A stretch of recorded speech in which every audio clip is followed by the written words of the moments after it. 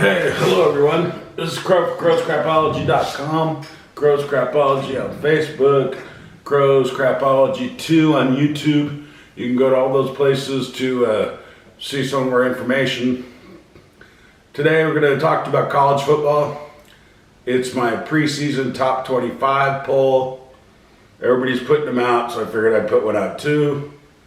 Because I went blind when I was 49 and a half, pretty much, I need to put on glasses to read my laptop, my spreadsheet. But anyway, everybody's putting out top 25 preseason college football polls, so I thought I'd put one out. It's a little bit different. It goes along with most of the prediction, so-called expert predictors. If you're looking for someone really good out there, I like Greg McElroy, the former quarterback from Alabama. He has some really, seems like to me, accurate information about college football. And he's not very biased. I'm not biased, of course. I grew up in Los Angeles, University of Southern California Trojans, USC Trojans, but I'm not biased at all. So anyway, my top 25, I'm just going to run down my top 25 college football schools. Georgia, number 1, SEC, Kirby Smart. What else do I need to say? It's Georgia. Ohio State, number 2. They got Howard coming in from K-State to play quarterback. They still have Travion Harris at a running back, and they have another running back that they had last year. Number 3, I have Oregon, who's now in the Big Ten, because they have Dylan Gabriel that they brought in at quarterback, the Oklahoma quarterback.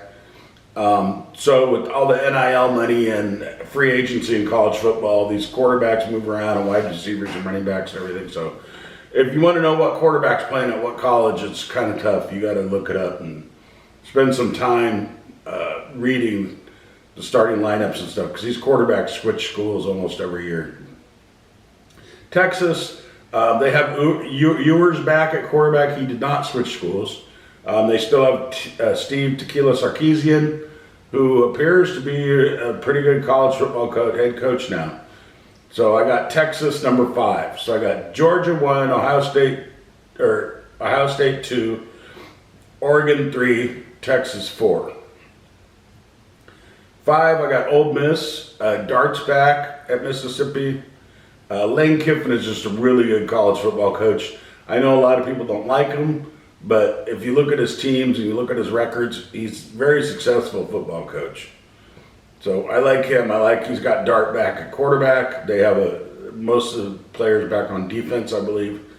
And I think they're going to be better than some of the other SEC schools like Alabama. I think they're going to be better than them, better than LSU. So I have them at 5. Bama at 6, Kalen DeBoer, the new coach of Bama from Washington. He's a real good football coach. I mean, Washington was in the top, they were in the top 5 last couple of years. He's got Milroe back to play quarterback for him, and they still got all the usual Alabama recruits. They get all the biggest defensive and offensive linemen in the South.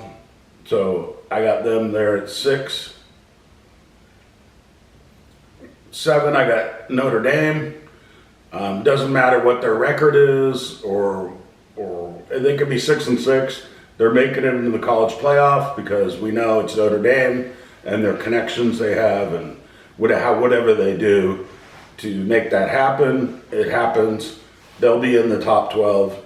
I think they have a pretty solid football team. I think they probably should be around 10, 11, or 12, but we're going to put them at 7 because of their connections and the favoritism towards Notre Dame by the NCAA and other people.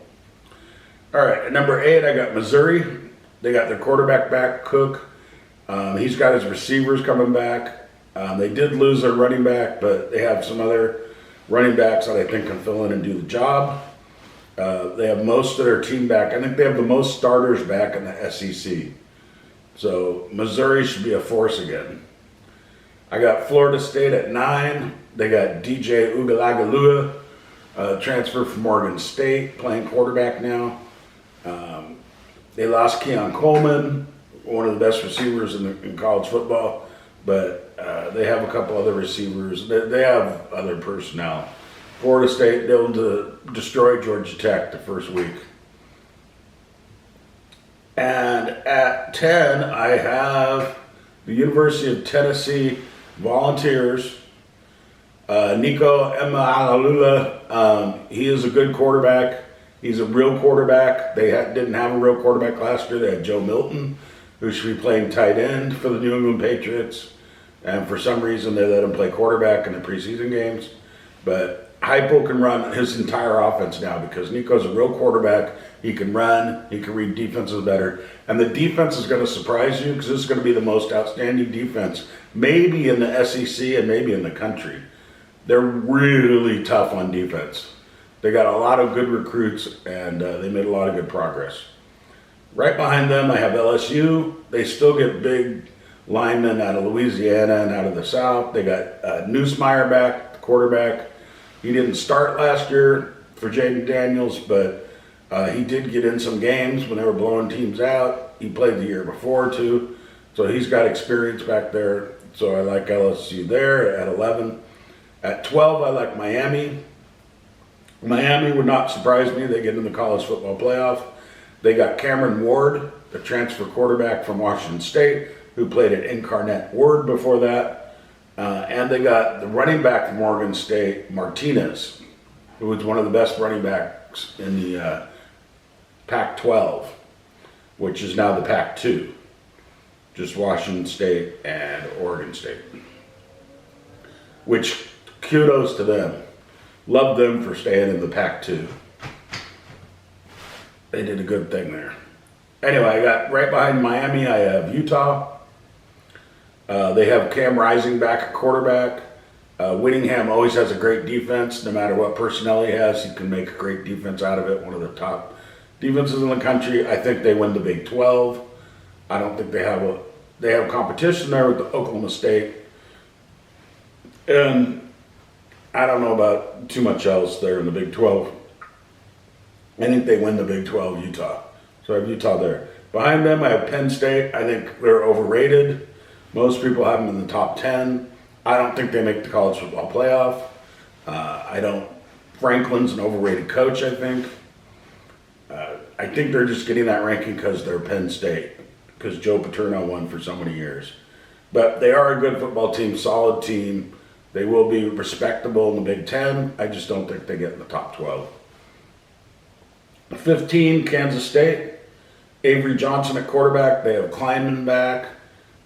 They have Wink Martindale now as a defensive coordinator, longtime pro defensive coordinator.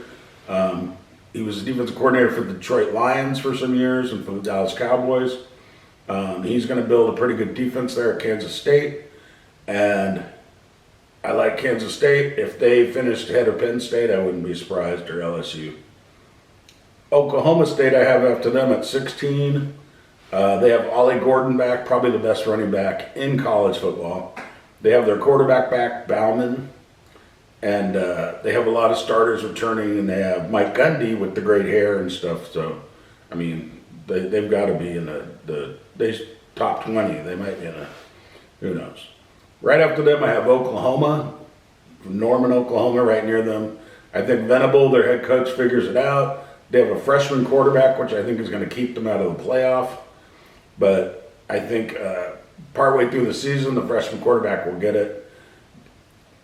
Start playing better and get them some wins. Maybe next year, Oklahoma does better. Quarterback is a little bit more seasoned. And we'll see what happens there. I have Clemson after them at 18. I think Dabo speak is just getting old. I don't think kids are responding to it anymore. I don't know. I see Clemson has been going down the last few years, not up. So I have Clemson there at 18. They're going to play with that same quarterback. I think Kulik. They lost Shipley. They lost a lot of defensive linemen to the NFL. So I have them there. Right behind them, I have Boise State. Boise State, the Smurf turf, the blue turf in Boise, Idaho. They win the Mountain West. They tear through that as usual. And they probably end the season with only like one loss. And they don't get up too high in the polls because they don't have a very strong schedule in the Mountain West. But they still get in the top 20 at 19. At number 20, the Kansas Jayhawks. They have Daniels back, their quarterback. They have Beal, the running back. And Beal was, I think, first or second in the Big 12 in rushing last year. He's a real good running back. Their quarterback's real good. They got a better coach now, head coach, and they should do something. At 21, I have the USC Trojans. Lincoln Riley has to make something happen this year. The alumni is getting kind of tense. The people at the school at USC are getting kind of tense. They want some wins. They want to see a winning football team. He's in the Big Ten. He has a favorable schedule. He gets to play Michigan, which people don't understand, but Michigan's going to be a pretty crappy team this year. I don't see where people see that Michigan's going to be good without returning starters or anything. But anyway, I have USC coming in at 21. I think Miller Moss is a really good quarterback. They have a good running back. And I think if Lincoln Riley pulls his head out of his you-know-where and decides to play some defense,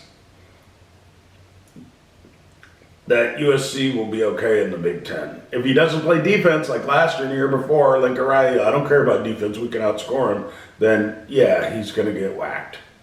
USC's not going to have a good year. But I'm counting on him seeing the light and putting some emphasis on defense. Right after them at 22, I have the SMU Mustangs. They're looking good this year. 23, Iowa. They have their quarterback back. They always have a top 10 defense. And they get through the Big Ten schedule with their defense. Friends was a good coach. They should be up there.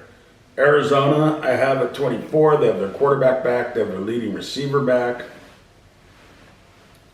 They had a good season last year. I think they're going to continue on that momentum. They're in the Big 12. They don't really have as tough a schedule as some other people. So I think they'll be there. 25, I have Wisconsin. I know in the Big 10 also, somebody's got to lose in the Big 10 and the SEC. They can't all be in the top 25, but I got Wisconsin. They got Van Dyke from Miami that transferred over, the quarterback. They still have a huge offensive line. They have Lou Fickell as the coach, former Cincinnati coach. Guy's a good head coach. And that's what I think. I think they're going to get in the top 25. So, just to go 1 through 25, Georgia, Ohio State, Oregon, Texas, Ole Miss, Alabama, Notre Dame. It's not Alice Saban anymore, it's Alabama now.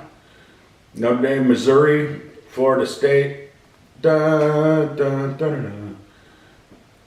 Tennessee Volunteers, LSU Tigers, Miami, the Hurricanes, Utah Utes, Penn State Nittany Lions, Kansas State Wildcats, Oklahoma State Cowboys. How about them Cowboys? Oklahoma Sooners, Boomer Sooner, Clemson Tigers, Boise State Broncos, Kansas Jayhawks, University of Southern California Trojans, Southern Methodist University Mustangs out of Dallas, Texas, Iowa Hawkeyes, Arizona Wildcats, and the Wisconsin Badgers. Badgers. All right, so anyway, that's my top 25. It's Crow for Crow's Crapology. Go to crowscrapology.com. Maybe I'll post this list. This video will be posted. Go to Crow's Crapology on Facebook and go to Crapology, Crow's Crapology 2 on YouTube. Thanks for watching, and we'll see you next time.